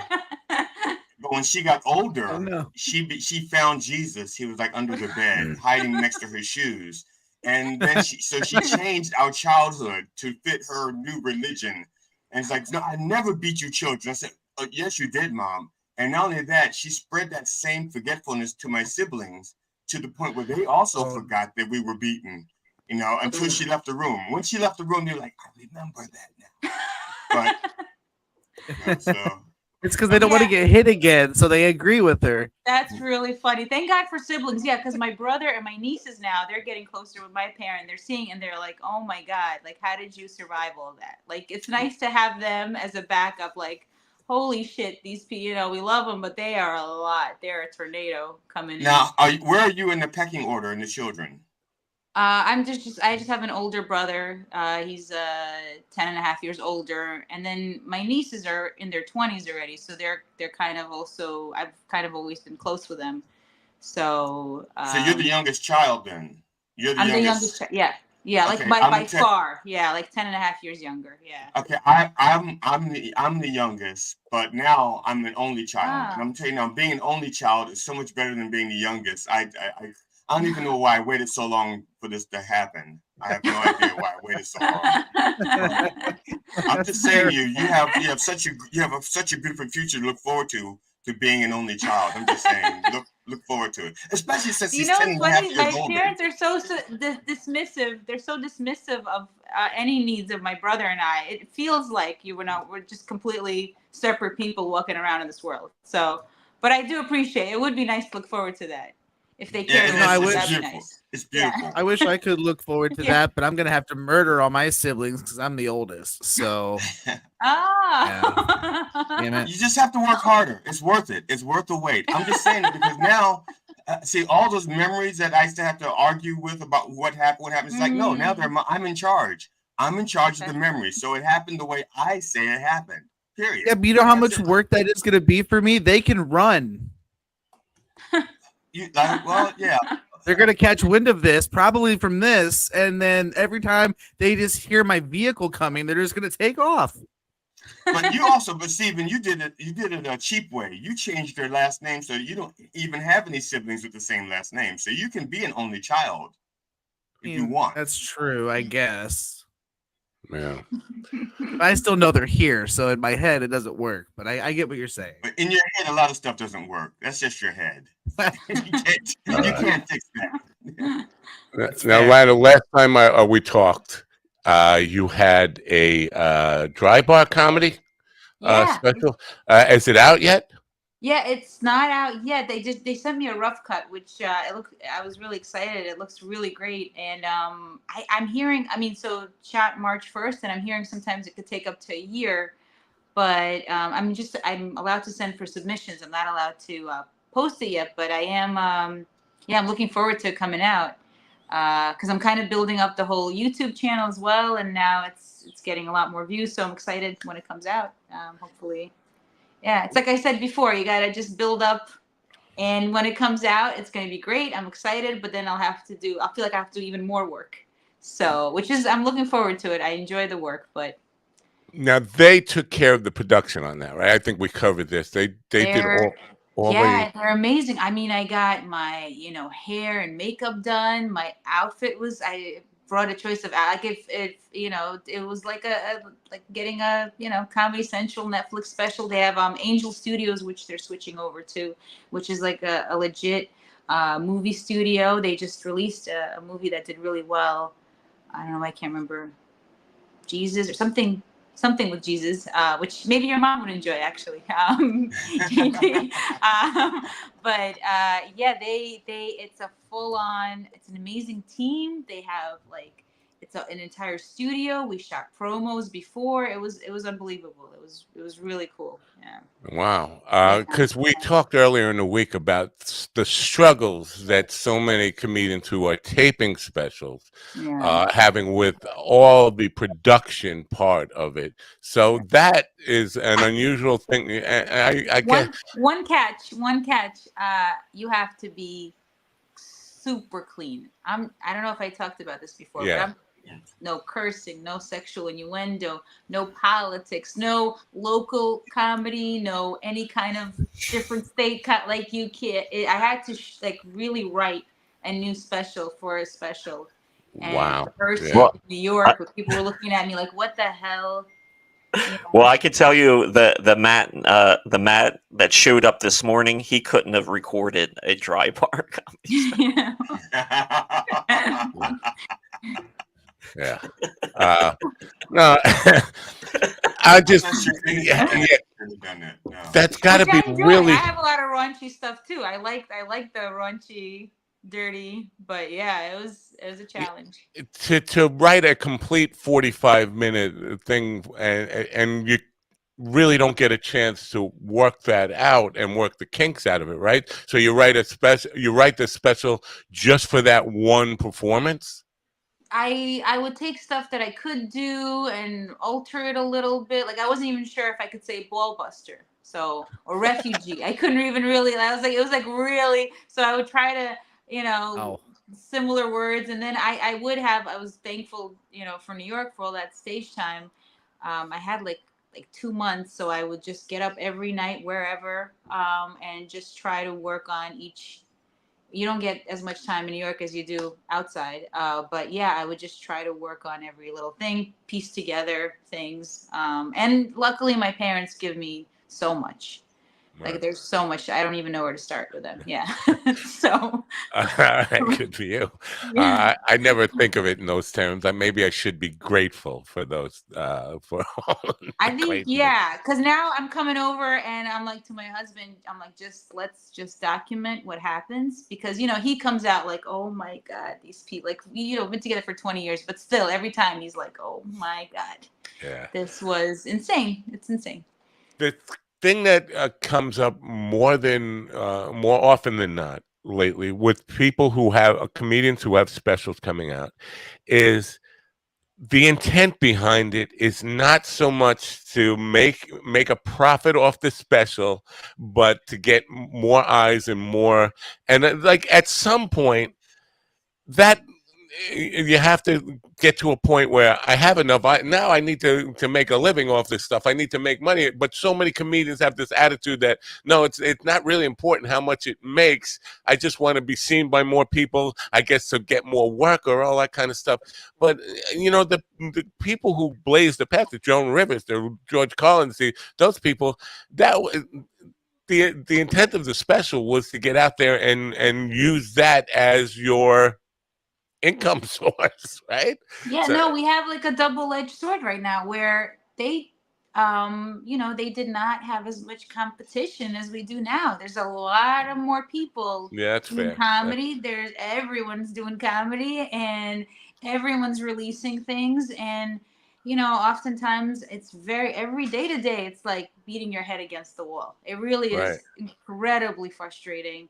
But I'm Yeah, I always think of it thinking, as product though, and when you're producing product, and maybe I'm just too friggin' old school about this, but I think when you're producing product, you want that product to make an income, make a profit. And this is probably just a capitalist idea that I'm just stuck with. But the idea of exposure and getting more fans at some point, exposure is just going to get you frostbite. That's the only thing you're going to really get from exposure. I mean, people see you, they know who you are, but if it's out there and it's sustaining you, because the last thing you want to do is get to my point in life, like retirement age, and still have to be constantly working as hard as you are now in the prime of your life.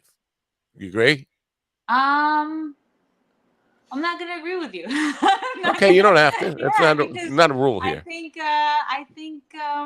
You want to be working it hard when you get to 65, 70 years old. You want yeah, I to. want to be like Joan Rivers. I was already telling my son, like, because he's amazing. He's been writing things. I'm like, you're gonna introduce me, and I want to come out and like just die on stage. Like, I'll be 90. Don't worry. Like, and he's like, oh my God, that long. But anyways, Wow. you'll be. But however you are, I don't want to reveal my age. But no, so I think first of all, you seem very healthy, strong, funny. So I love JD's laugh. See, I'm gonna try not to compliment, but I think the public's lucky, you're lucky. I think this is a really cool thing we get to do. It really is. And it's, as hard as it is, as difficult some days are, some performances. I think, I'm seeing my parents retired. I'm seeing my father-in-law retired, and they are not enjoying their retirement. Yeah, though I on some level I agree with a lot of what you just said there. I don't want to stop working. I don't want to feel like I have to work as hard as I have my entire life. I enjoy the work. If I enjoy doing the work, there's not a problem with it. The problem becomes when you feel like you have to do that to survive because there is nothing from your back catalog that's producing any new income. And this is where I go with the people who are doing these specials just for eyeballs. It's like, so you're basically doing that so people will come out to the club, but how long come out and see you live? How long does each special last? I mean, basically you're talking, if I see your special and then that inspires me to come out to see you, do I have to? Do you have to put out a new special every year to inspire me? Every time you come to town, I need to see a new special come out. Yeah, no, it's frustrating to be forced, and that's why you have to trick your brain and say, "No, I love like." I'm doing. You really have to. Yeah. And it's a lot easier that way. But yeah, no, I of course it's really tough. But I do feel like humans were wired that way. Like if we're not forced, if there's not that pressure, then we're just not gonna do it. Yeah. The Well, I temperate have pain. gigs this weekend that I am dreading. It's to the point, but I have to do them. I have to do them. Yeah. And But don't you I feel don't good want you. afterwards? Don't you feel like, oh, that was Yes, if it goes well, if it goes well, I always feel like, yeah, I did it.